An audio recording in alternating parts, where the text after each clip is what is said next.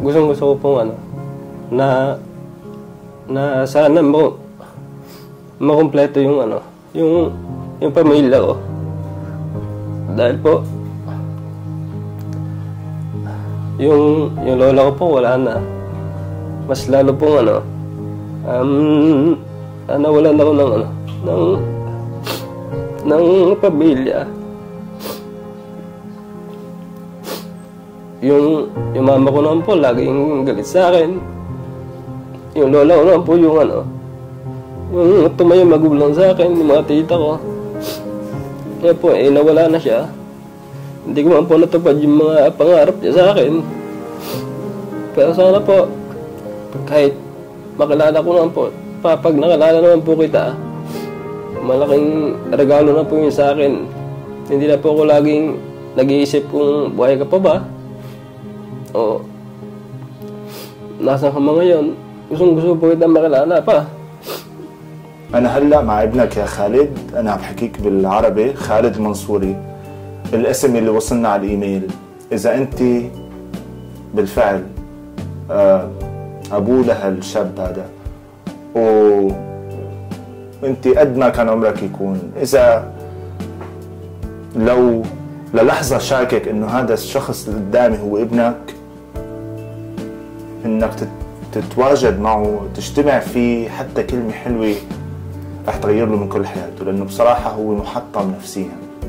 Meet Jassim Al-Mansouri. He's 21 years old, half Saudi, half Filipino boy who never ever seen his Saudi father and who got abandoned by his Filipino mother. ولا كونتاكت sa mama mo? Wala, naka-block. So we drove our way on a long journey all the way from Metro Manila to Tanza Cavite. Through the narrow streets, the fields, it was about 2 to 3 hours drive through the traffic. We took it, me and my team. The road was so tight that 2 cars are hardly passing by each other. The road is very tight. Although we enjoyed the greeneries on the way, we were also met by some garbage on the side of the roads as we approached his house. I didn't bring my driver with me because I thought it's just a near drive, but it turned out to be far. We passed by a nice church on the way, nearby the river, where we just had to stop and distress. Finally, we reached our destination, Tanza Cavite.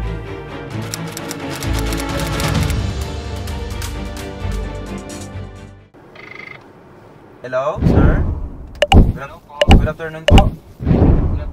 Nandito na po kami sa sa gilid ng gym, bro. Sige po, labas po ako. Okay po. Naka-black van po kami. Sige po. Thank you po. Okay po. This one? Maybe. This looks like not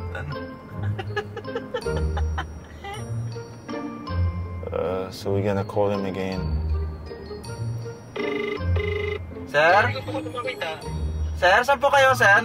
Kayo ba yung walang damit na dumaan? Hindi po, ano po ako kanina, naka-red jersey po. So we're still trying to find Jassim.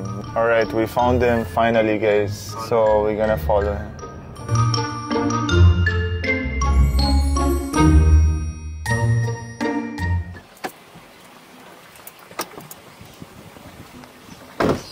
Hi, good afternoon. How are you? Very good. Thank you. Well, you have dogs. Nice. How many dogs you have? 3? 3 dogs? 3. Alright, let's go. It's okay, I'm speaking Tagalog. Yeah, pwede. So, how are you? You're good? You're good, yes. Yeah, what's your name? My name is Jassim Intia, 21 years old. That's Arabic name, Jassim, Yes, you know yes. that? We received an email from your aunt, Yeah po. the sister of your mom. She requested we find you and we somehow try to help you find your biological father. Yes. So, can you tell me now you're 21 years old, right? Yes. 21 years, you don't know your father? Opo. Can you tell me your story? How, from the beginning, like, simula bata ka, simula baby ka, you're born, ano nangyari, what happened, how did you end up here in the Philippines, in Tanza, all the way from UAE to Tanza, Cavite. How did that happen and why are you here today? Okay po. Since nung bata pa po ako, simula nung grade 1 ako, doon ako napag-isip-isip na nakakala ko yung kinakasama ni mama is yung father ko. Yun yung biological father ko. Tapos sabi niya, hindi naman daw po yun. Tapos, ang tagal ko pong nagtatanong sa kanya nung bata pa ako. Pero po hindi po niya nasasagot po yun. Yung parang iniiba po niya yung usapan, gano'n. Tapos, kaya bata pa po naman ako noon. Kaya hindi ko na lang po pinurso na nasabihin, magtanong, gano'n. At nung grade 1 ako, yun yung first, uwi galing Saudi. Tapos, pinanganak ako sa kanya, galing sa Saudi, pinanganak ako sa, Viracata-Duanes, Bicol. When your mom got pregnant in you, she was in Saudi or in Dubai? In Saudi. So she got pregnant in Saudi? Saudi. How did she get pregnant? Because sa email, may ilagay yung amo, they rape the girls. Alam ko ni-rape kasi sabi hindi naman daw po rape. Kaya po, ang kwento lang po sa akin... Sino yung sabi sa'yo? Hindi rape, hindi Mga tita ko po. Okay. So, she was in a relationship, your mom? Yes. With the Saudi guy? Yes, yung nag-email po sa inyo is nasa ibang bansa. Na-meet na din po niya yung father ko. Na-meet po ata or na-contact or sa picture. Opo. So, nahanap yung father mo? Or hindi? Hindi. Nung wala pa akong kamangmuang po. Nung dati pa po, magjowa pa ata sila, sabi nga lang. Tapos, nung nabuntis si mama, umuwi siya. Tapos, hindi siya dumiretso sa Bohol, sa Bicol. Yun yung sabi sa akin ng mga tita ko. Tapos, doon ako pinangalak sa Viracata-Duanes. Tapos, I've been kidnapped. You have been kidnapped? Yes. Wow. By who? Sino kidnap? Yung kinakasama ng mama ko pagdating dito sa Pilipinas. So yung kidnap sa'yo, Filipino rin? Yes. Okay. Bakit kidnap sa'yo? Hindi ko po alam kasi ang sabi lang po nakidnap ako tapos nung bata ako, nung nalaman ng lola ko, lumuwas si lola galing Bohol, papuntang Bicol, tapos sinanap ako. Tapos ang sabi, sa tagal na po nahanap sa kanto-kanto doon, malapit na din po sa pinanganakan sa akin. Nakita doon po nila ako, nasa terrace po. Nasa labas na parang may bakod. So yung kidnap sa'yo galing sa tatay mo? Sa side ng tatay mo? Or... Hindi po. Hindi? Hindi po. Kinakasama daw po ng mama ko dati. Bakit gusto kidnap sa'yo? Hindi ko po alam. Hindi po nakiwento sa akin. Okay. Tapos, saan yung mama mo na yun? Nandito lang po sa Cavite, pero palipat-lipat po kasi sila, kaya hindi ko na po malaman kung nasan sila. Wala ka contact sa mama mo? Wala. Naka-block. Oh. Naka-block ako. Bakit? Hindi ko po alam kasi wala naman po akong ginagawang kasalanan, pero hindi ko po sure kung bakit. Pero mama mo yan. Opo. Pero kahit naman po binlock ako kung may galit sa akin, hindi ko naman po iniisip na masamang nanay siya o tinuturing ko pa rin po siya na nanay.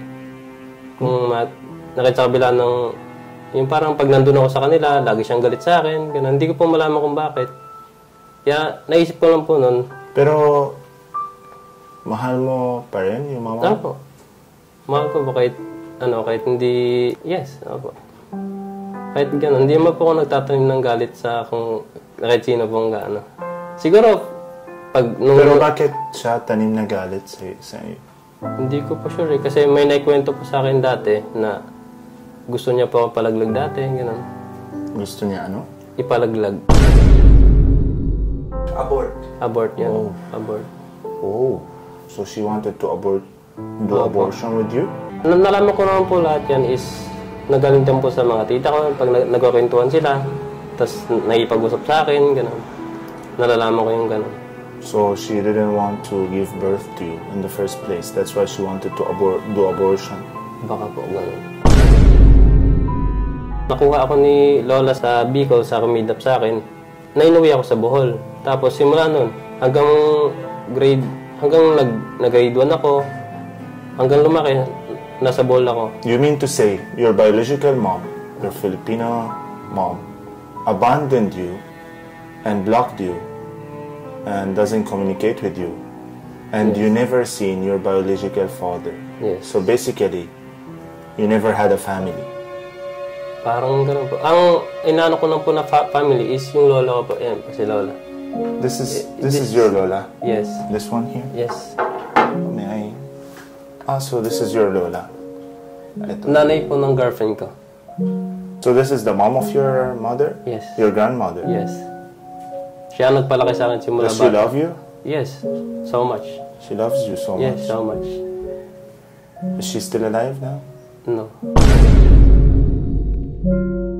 January 24 and January 24 din, pero magkaiba sila ng year. Do you think that you have someone now who love you? Me, yes.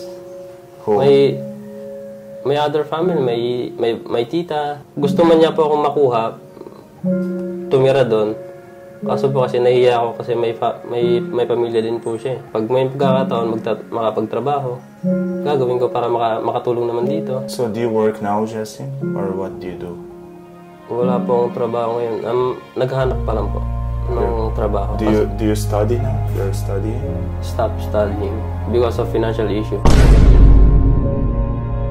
Yung nagpapaaral po sa akin noon, kaya po kayo mas lalong nagkagalit ng mama ko dahil po galing Bohol, pinapunta niya ako dito na para mag-aaral daw. Tapos pagdating po dito, 1 buwan, 2 buwan po ata, walang nangyayari. Imbis na ang sabi niya pag-aralin ako, ang gusto na nabigla niya is magtrabaho ako. Kaya yun, nagkagalit kami nun. Hindi naman ako yung mismo nagalit, parang siya yung nagalit sa akin. Tapos may nakarelasyon din kasi po siya ng na tatay ng nabunso namin. Yun, parang ayaw niyang may ibang kasama sa bahay. Na kahit anak naman niya kami, ganun. Na pati ate ko, ganun din nangyari, kaya umuwi din sa Bohol. You're now 21 years old. You never seen your dad? Yes, never. Do you know who's your dad? No. Do you know his name? No. You don't know his name? Hindi. You never seen his photo? Yes, never. All you know, he's Saudi. Yes, Saudi. You are sure that he's Saudi? May tita said. Yeah. But you don't know his name? No. Marami silang sinasabi sa akin ng pangalan. Yung sabi na Jassim Abdullah Ibrahim Ahmad, na Jassim Abdullah Al-Mansuri, ganun po. That's the name that your aunt told me, Jassim Al-Mansuri. Opo. Yeah. Tapos nung bata ako, yung sinasabi nila lagi sa akin, yung Jassim Abdullah Ibrahim Ahmad.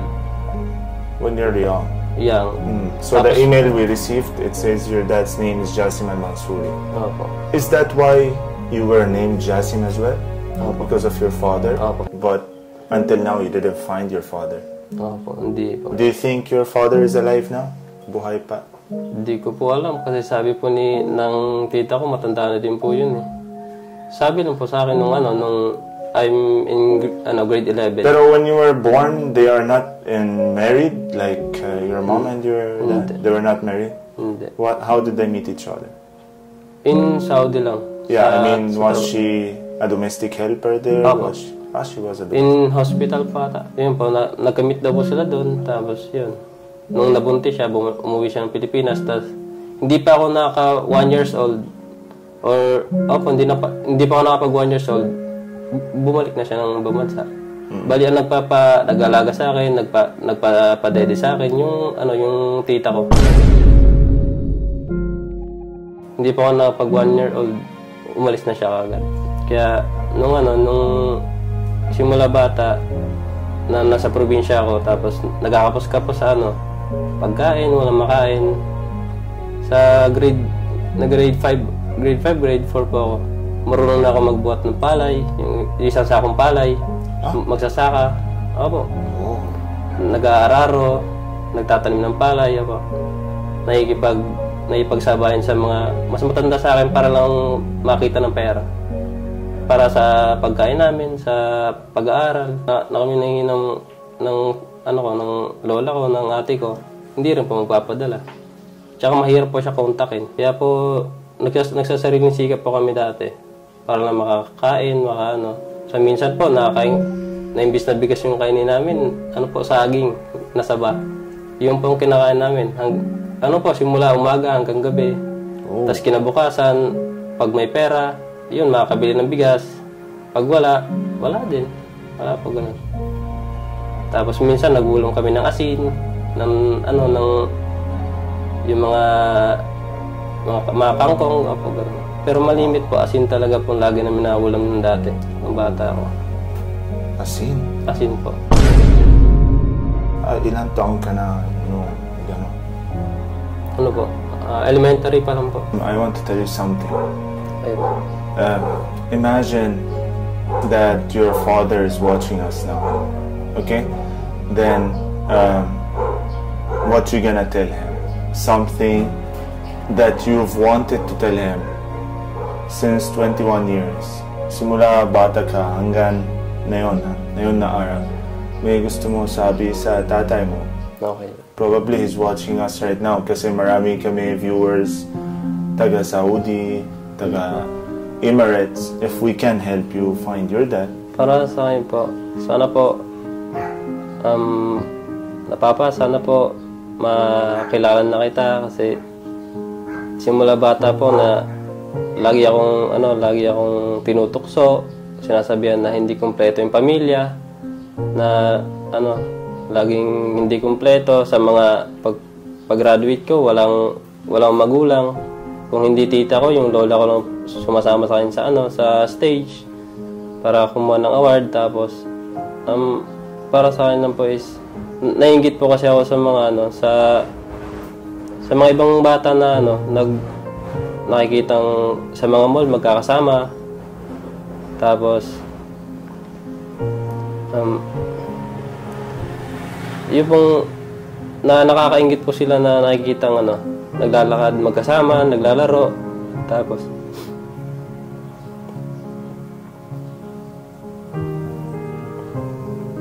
gusto ko pong na sana makumpleto yung yung pamilya ko. Dahil po yung lola ko po wala na. Mas lalo pong nawalan ako ng pamilya.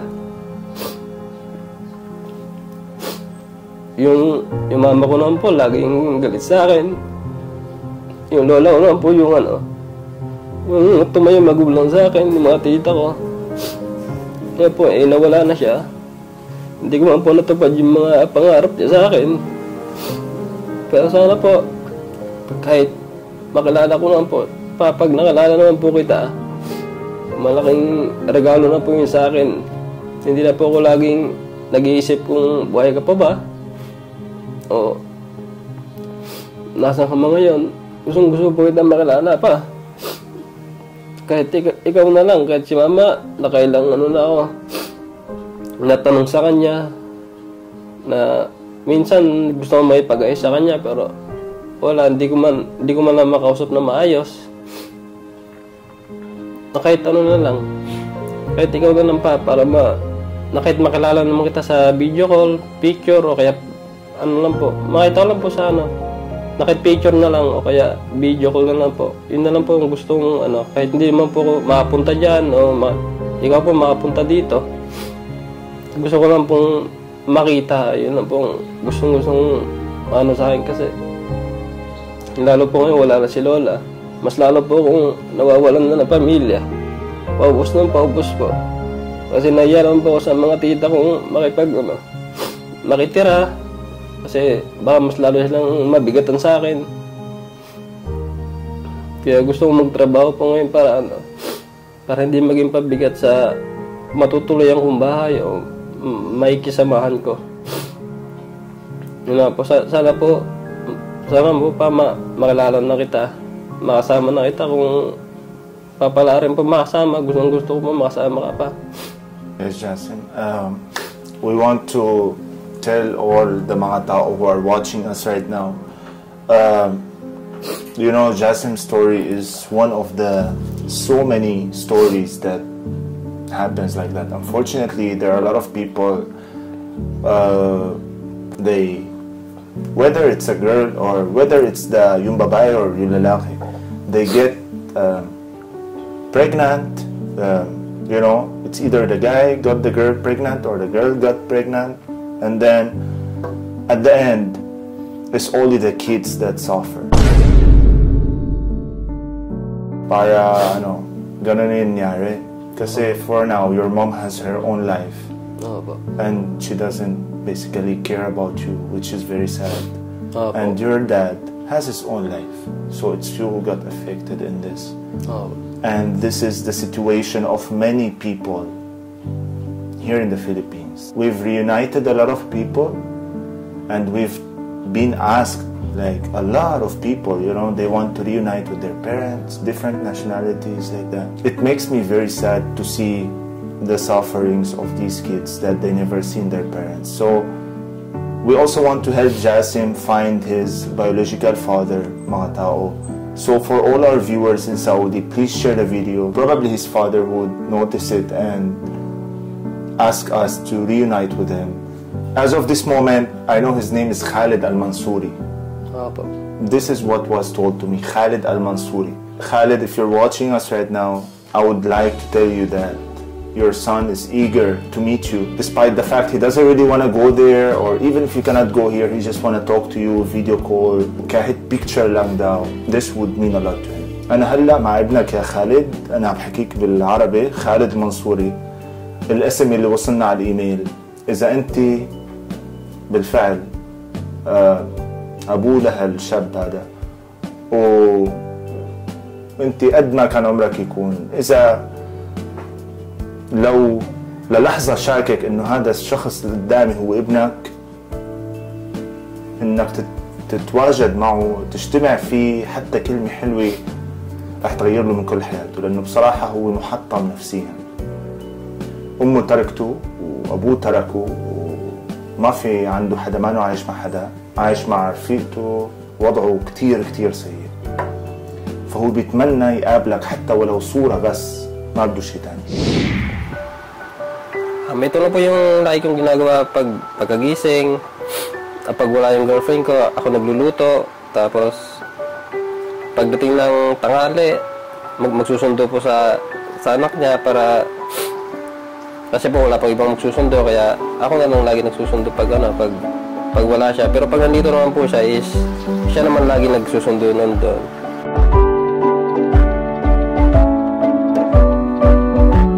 Magaling ka pala magluto. Sakto lang po. Ano yan? Pansit Canton? Opo. Wow. Pag walang ibang magluluto, kaya ko naman po magluto. So, you cook for yourself? Yes. Na ako tsaka yung anak ko na girlfriend ko. Yan po. Minsan, pag nandito siya nagluluto. Minsan ako din pag may trabaho siyang ganun. Okay. Ilang taon yung anak ng girlfriend mo? 14 po. So, para ikaw yung tatay, ganun? Opo, ako po.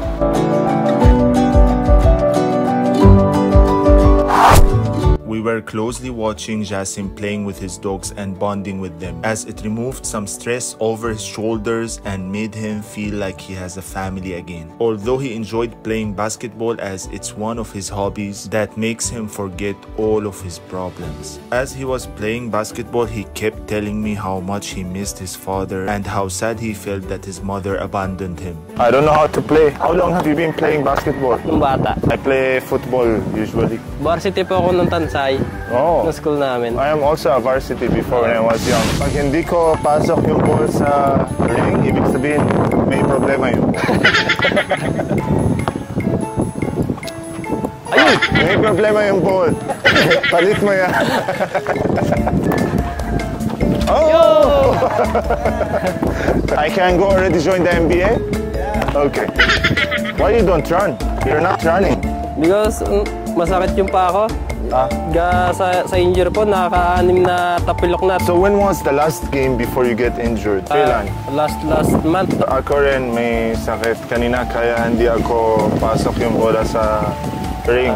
May sakit yung kasi bola. itchy yung kilikili. Di ba sabi mo na gusto mong makalala yung anak ng girlfriend ko? Yeah! So, tara muna natin. Sige, let's go! Okay, so this is your, like your daughter. Yes. What's your name? Kylie? Kylie. Yeah, how old are you, Kylie? 12 years old? You got school? What grade are you now? Grade 7. And you're doing good at school? Yeah? Now may pasok kayo now? August. How do you find Jasim? Kasi, di ba, si Jasim hatid sundo sa'yo sa school? Araw-araw? Yeah? Siya para yung tatay mo. What else he cook for you? Yeah? Magaling siya magluto? Ano? Pansit canton or itlog? Ano yung pinakamagaling siya luto? Pansit canton, itlog? Ano yung pinaka gusto mo kay Jasim? Kasi para siya yung tatay mo na yun. Araw-araw, hatid sundo sa'yo sa school, di ba? Luto siya sa bahay. He's responsible po. He's responsible. Tapos yung pag nagluluto po siya sa akin, naglulutuan niya po kami. Tinutulungan niya po si mama sa gawaing bahay. Yeah. Oh my God. The aso is pissing on your stand, dude.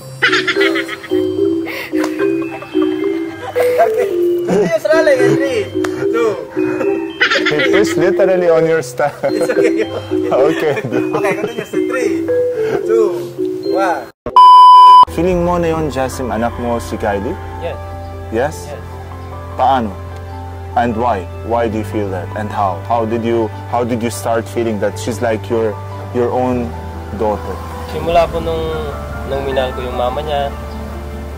Nung minahal ko po yung mama niya, lahat na po sila nung nalaman ko na may anak pala yung girlfriend ko, yung namin niya na meron siya. Tinanggap ko po kasi alam ko po yung feeling ng yung walang totoong tatay, walang totoong hindi buo yung pamilya, kaya gusto kong... Kasi ikaw mismo, wala ka yung tatay, wala ka yung nanay mo. Opo. Kaya feeling mo na yun, pareho yung situation. That's why you accepted the fact, right? Yeah. Lahat po yung... Tinanggap ko sa kanya lahat kasi siyempre baka po kasi pagdating ng panahon makagaya sa akin, may inggit na sa ibang tao na buo yung pamilya. So feeling mo na yun para buo yung kasi may para stepdaughter ka, tapos meron ka yung asawa mo, yung future siguro asawa, yung girlfriend mo, no? Ano yung struggles mo na yun sa buhay, Kylie? Wala naman po. Wala? Wala po. Sana all wala. Kahit ako, meron ako struggles, ikaw wala. So, Kylie, what do you wanna be in the future? Architect po. Architect? What's your dream in the future? Do you wanna do something in the future? Is there a goal that you have? Yes, become a successful, and if I have chance to para mag-aral, gusto ko mapagtapos sa Seaman. Seaman. Opo. Pag kung hindi naman po, ang pinaka-goal ko po talaga is maging Navy, na Coast Guard or Army. Yun po pinaka-goal ko po. Wow. Yeah. Mukha ka Army sa haircut mo. Parang punta tayo sa China sa gera. Pagtapos yung interview, gera agad. So, gusto mo join yung Army? Army, Navy. Ganon. Yeah, Navy or Army. Alam mo, now that you explained to me your story kanina, I feel that you have a big similarity with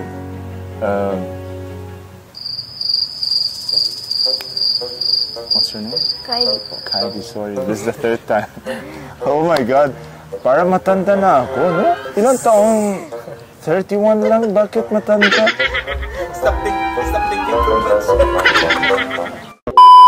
Jasim, I feel like you guys have similarity. Ikaw, you got abandoned by your mother and you never knew your father. Basically, he didn't also look for you. Do you think that your father knows that you exist? Yes. Nasabi po ng tita ko, alam po kasi... Alam? You know? Dati po, nasabi po, may contact po sa mama ng tatay ko po. Oo. Kumukontak po. Hindi naayon ng mama ko makipagkilala ako. Tsaka napaka po kasi kunin ako. Yun yung pinakatakot niya. So, Jasim, if your mom is watching us now, what do you want to tell your mom?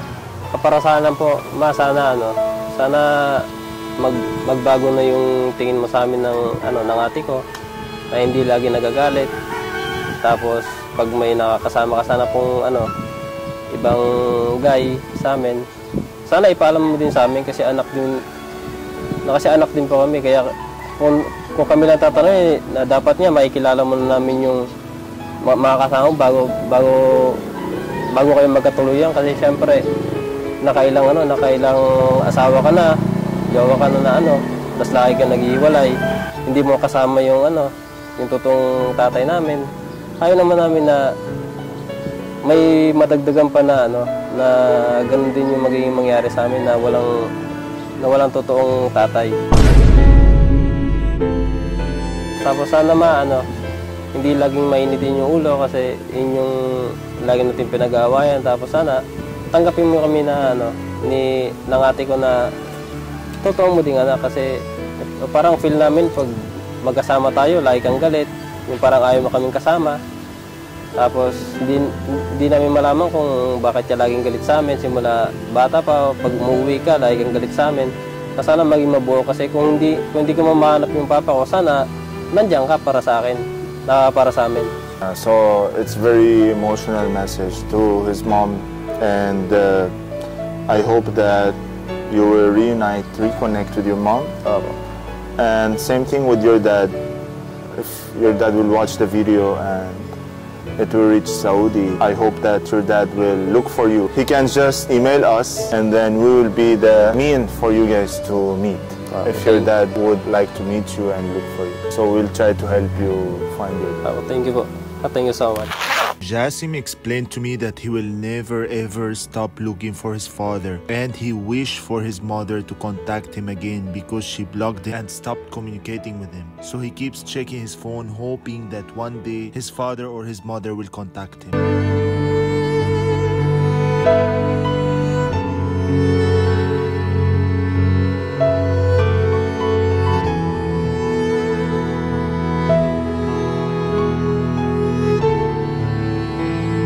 Kaya ka mo sa school mo kanina, Kai? Hindi naman mainit doon? Hindi naman. Yung ba mo na kaya mo na?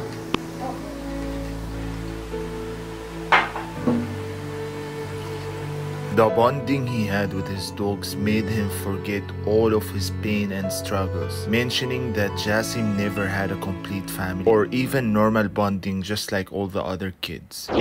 Nice meeting you. We will do our best to help you find your father. Okay? Thank you so much. Thank you so much.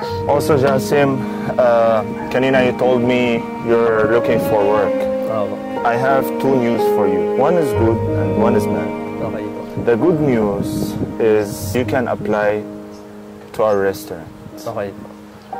That's The big bad opportunity. news, the bad news, our restaurant is too far from here because it's in Las Piñas. Okay, Las Piñas. Yeah, so every day you will travel really far. But what made me think of that, because you really want to find a work. So you can email your resume to yolo.retroph@gmail.com. That's our restaurant, Yolo Retro Diner. That's the name of our restaurant. Okay? Thank you so much. To help you start up something, while waiting for opportunity like that. All of our team mga tao, they always support all the people in need, Your tita, because of that email, we wanted to come and see you and help you. Thank you so much. Thank you. Mga tao, sana ma-share nyo po yung video na to na para po may parating sa buong tao at sa buong bansa po para po sana mahanap ko po yung biological father ko po, para po sana ma-meet ko na siya, at kahit sa father ko man lang na makita ko is mabuo yung pamilya ko, na sana pag nakita ko yung papa ko, magiging okay na kami ng mama ko, lahat, at mga ate ko, kapatid ko. Sana po matulungan niyo po ako